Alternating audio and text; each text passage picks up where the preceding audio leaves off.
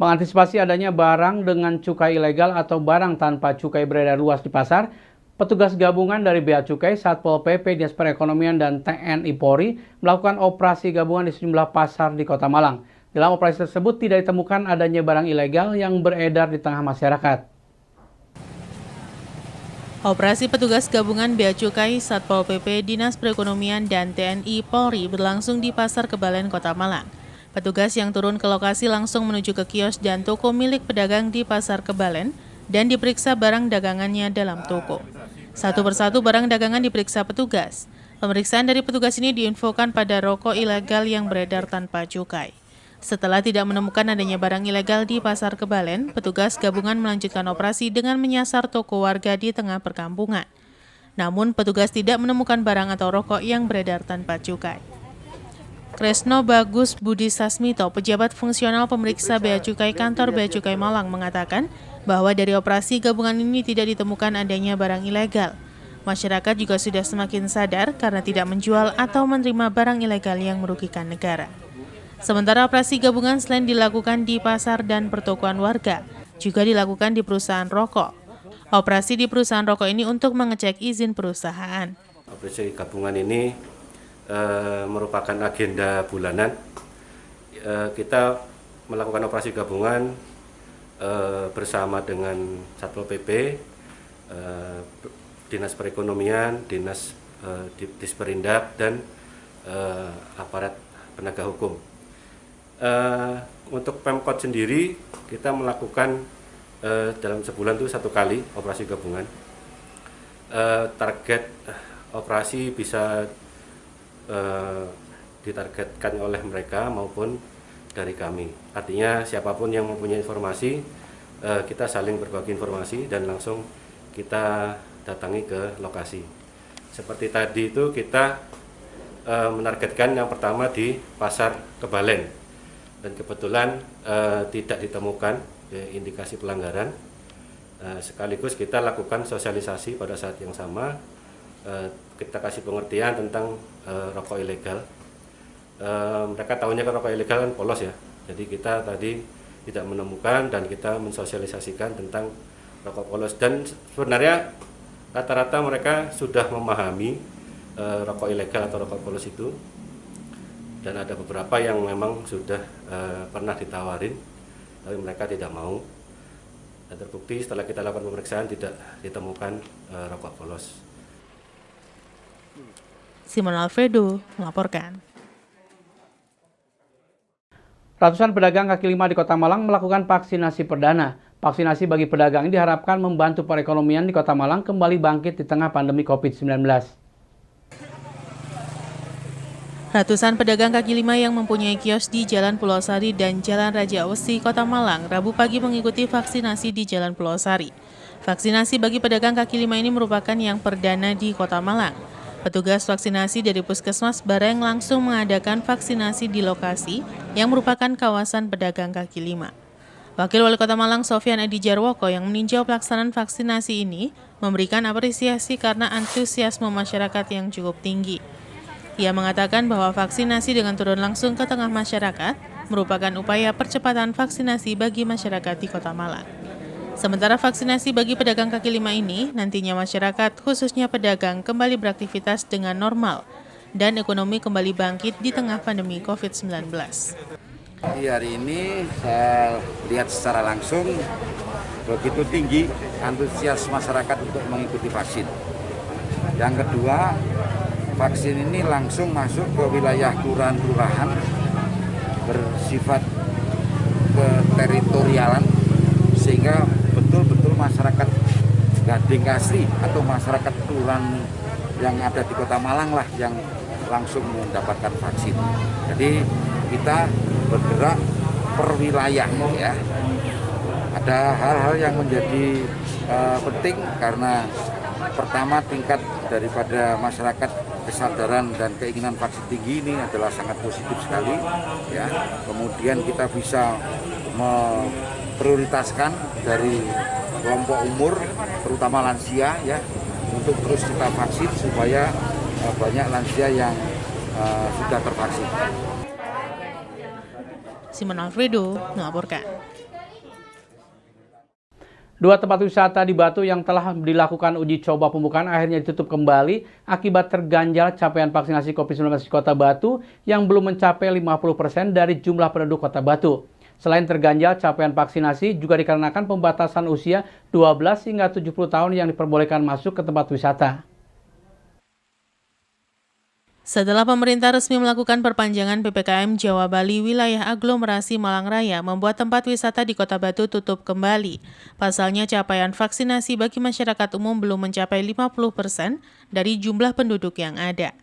Salah satu tempat wisata tutup kembali yang semula berencana dibuka hari Rabu, namun pihak pengelola wisata mencabut buka kembali karena terganjal Inmendagri. Pembatasan umur 12 hingga 17 tahun dan capaian vaksinasi dirasa memberatkan bagi pelaku wisata. Ketua Perhimpunan Hotel dan Restoran Indonesia Kota Batu mengaku sangat keberatan dengan pembatasan usia masuk tempat wisata. Karena tempat wisata di Kota Batu tergolong banyak wisata edukasi sehingga pengunjung lebih dominan anak di bawah umur 12 tahun yang didampingi keluarganya. Kebun binatang yang sebelumnya melakukan uji coba dengan pembatasan pengunjung namun akhirnya juga tutup kembali akibat vaksinasi Kota Batu belum mencapai target 50% dari jumlah penduduk di Kota Batu. Ketika melihat adanya aturan tambahan, akhirnya membatalkan untuk membuka operasional juga karena ada aturan tambahan yaitu pelarangan wahana wisata air dan wisatawan hanya usia 12 sampai 70 tahun yang boleh masuk.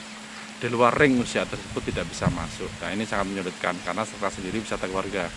Jadi kebanyakan wisatawan datang dengan keluarga dengan anak-anaknya, orang tua anak, bahkan bukan hanya bapak dan anak tapi sampai kakek nenek mereka seperti itu.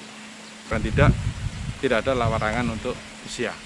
Itu yang kami harapkan bisa untuk mengurangi dampak kekecewaan wisatawan. Jadi sudah masuk, tidak bisa masuk karena sudah sampai depan pintu gerbang, nggak bisa masuk karena usia. Ini yang sangat mengecewakan wisatawan. Jadi harapan kami tidak terjadi seperti itu sehingga kami bisa masuk. Tetapi untuk wahana air katanya masih bisa lah untuk paling tidak dibatasi benar-benar hanya 5-10 orang untuk kolam yang besar sehingga benar-benar bisa menjaga jarak. Ini seperti itu. Capaian vaksinasi belum mencapai target dibenarkan oleh Wali Kota Batu Dewanti Rumpoko. Vaksinasi di Kota Batu baru mencapai 48% dari jumlah penduduk yang ada dan baru 30% usia lanjut telah divaksin COVID-19. Agar vaksinasi mencapai target, pemerintah Kota Batu bersama TNI dan Polri berencana akan terus melakukan vaksinasi dengan target sehari 7.000 dosis vaksin COVID-19 disuntikan kepada masyarakat Kota Batu. Ini yang masih saya komunikasikan, kalau di mal memang 12 tahun ke atas baru boleh yang setelah divaksin. Nah ya kalau di tempat wisata sekarang ini masih ketentuannya seperti itu.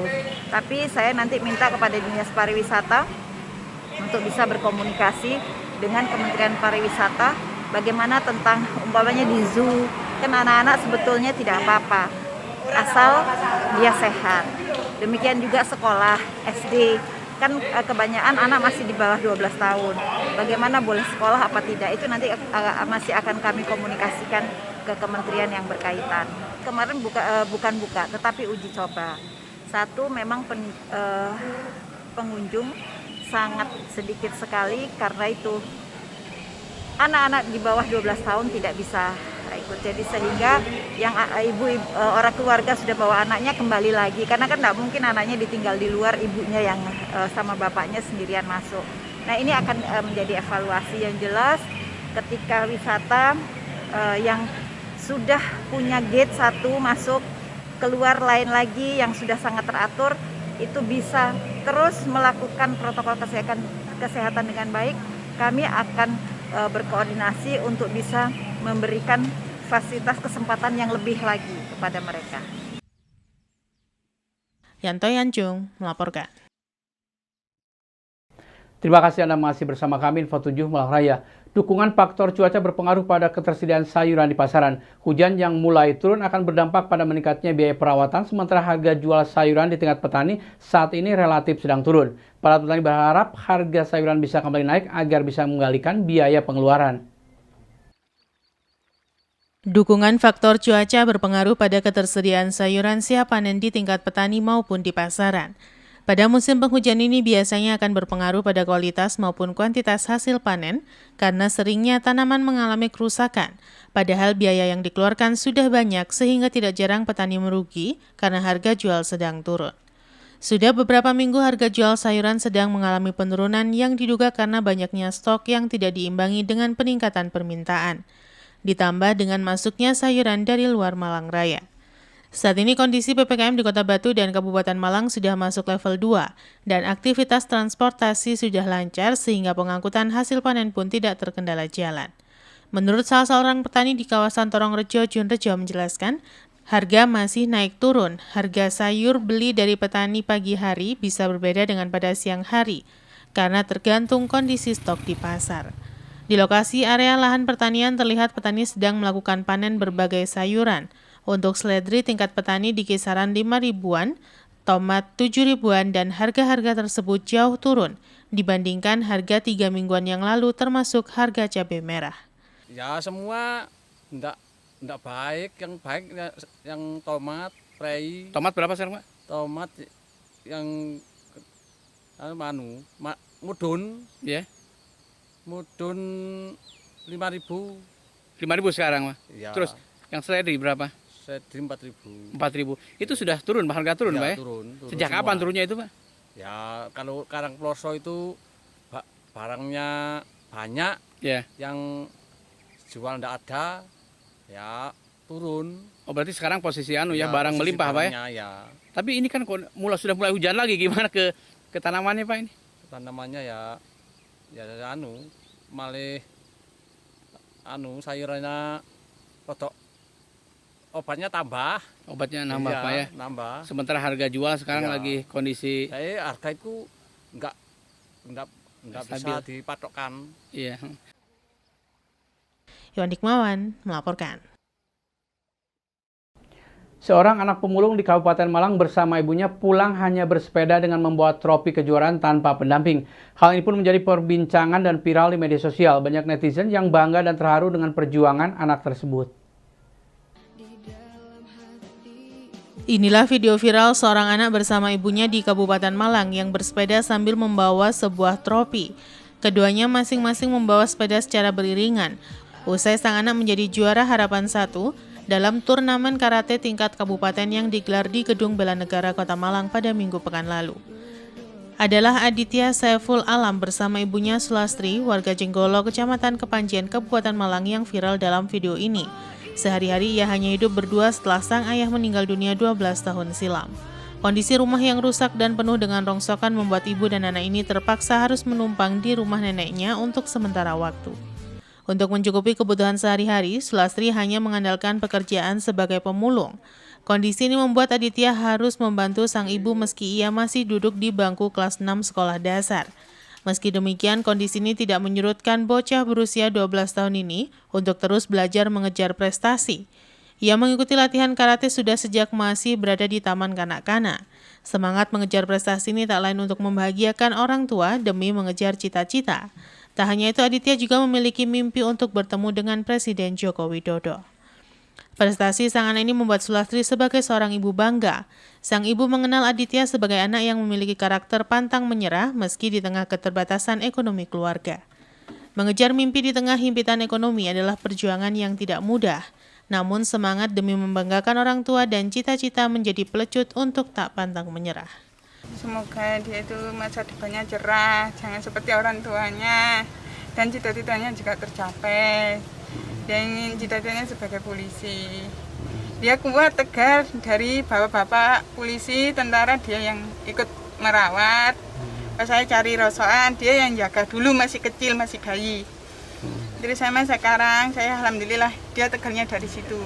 Apalagi itu, dia ingat juga pesannya dari almarhum Didi Kempot waktu ketemu di stadion. Dia memang juga nangis, dia cemeng.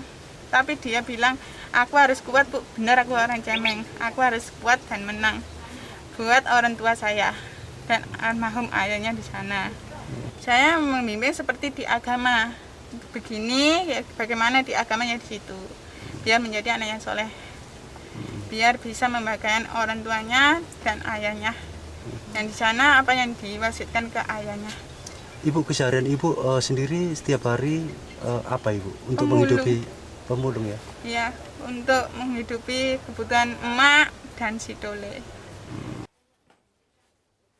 Yanto Yancung melaporkan. Terima kasih Anda masih bersama kami Info 7 Malang Raya, memberikan pemahaman dan wawasan terkait ketentuan perundang-undangan di bidang bea dan cukai, bagian perekonomian dan sumber daya alam atau BPSDA Kota Batu, bekerja sama dengan Kantor Pengawasan dan Pelayanan Bea dan Cukai, tipe Madya Cukai atau TMC Malang, menyelenggarakan sosialisasi yang dihadiri 50 peserta pemilik toko di wilayah Bulukerto dan Sumbergondo Bumi Aji Kota Batu, Rabu 15 September 2021 bertempat di salah satu hotel di Kota Batu. Kegiatan sosialisasi perundang-undangan di bidang bea dan cukai ini diikuti oleh kurang lebih 50 peserta yang merupakan para pemilik toko di wilayah Tulungrejo dan Sumbergondo Bumi Aji Kota Batu. Kegiatan ini dihadiri oleh Kepala Bagian Perekonomian dan Sumber Daya Alam atau BPSDA Kota Batu, Dr. Anda Emiliati MSI beserta jajaran, Kepala Seksi Penyuluhan dan Layanan Informasi KPP Bea Cukai TMC Malang Sanje Asbai, dan para narasumber serta peserta sosialisasi.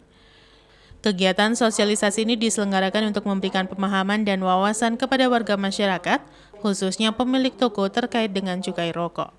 Dalam sambutannya, Kabak PSDA Kota Batu Dr. Anda Emiliati MSI mengucapkan terima kasih kepada KPP Bea Cukai TMC Malang dan para peserta, sehingga kegiatan ini bisa berjalan dengan lancar dan berpesan kepada peserta untuk menyimak materi dengan seksama karena terkait dengan cukai pita rokok.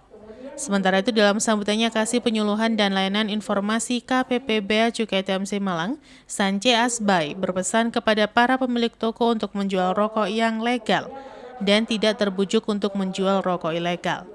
Pada kesempatan tersebut juga disampaikan materi oleh dua narasumber, yakni Ava Naditya Wahyu dan Galuh Widya dari KPP Bea Cukai TMC Malang terkait dengan penerimaan negara dari cukai dan peruntukan bagi hasil cukai rokok untuk daerah, serta ciri-ciri rokok ilegal.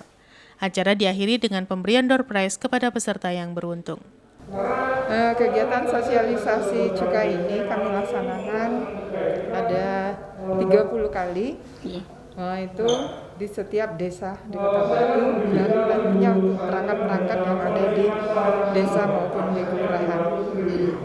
Untuk penerimaan pajak cukainya dari untuk bagi hasil Kota Batu berapa sih? 18,9 miliar. Nah, itu dibagi untuk kegiatan kesehatan, untuk bidang kesehatan, sosial, dan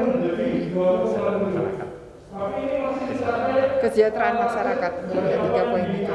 Harapan kita para pedagang rokok yang pertama yang sudah mengikuti sosialisasi agar tidak menjual rokok-rokok yang ilegal. Karena apa?